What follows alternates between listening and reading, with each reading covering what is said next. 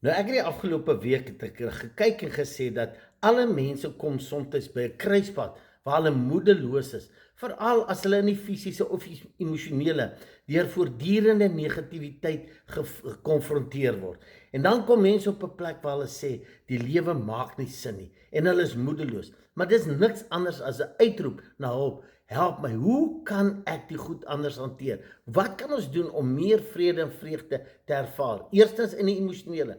En hoe kan dit dan éventueel dalk oorspoel in die fisiese en my fisiese lewe verander?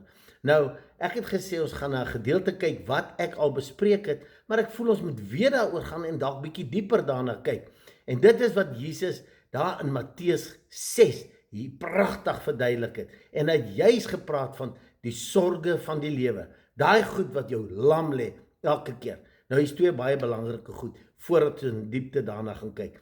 Ek wil net hê jy moet vandag weet, hierdie beginsel, hierdie boodskap is nie net vir 'n Christen of vir 'n spesiale groepie nie. Elke keer as Jesus hierdie wonderlike tegnieke, hierdie beginsels gedeel het, ons potensiaal, ons vermoë, was dit met almal, tollenaars, sondaars, enige een wat bereid is om daarna te luister en wat desperaat is om aan te stap. So as jy sit vandag daar, of jy nou in 'n tronk is of jy 'n drankverslaafde of 'n krimineel is, maak nie saak wat jou situasie, hierdie is tot vir jou ook.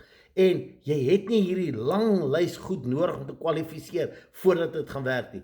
Die basiese beginsels is hoe dit werk. Jy moet net dit begin te verstaan en daaraan stap en met dissipline en deursettingsvermoë vashou daaraan. Ons almal sit in dieselfde bootjie. Elkeen is op 'n verskillende vlak van hulle lewe. Party is finansiëel so uitgesort, maar emosioneel sit hulle met vrese, minderwaardigheid en 'n klomp ander goed.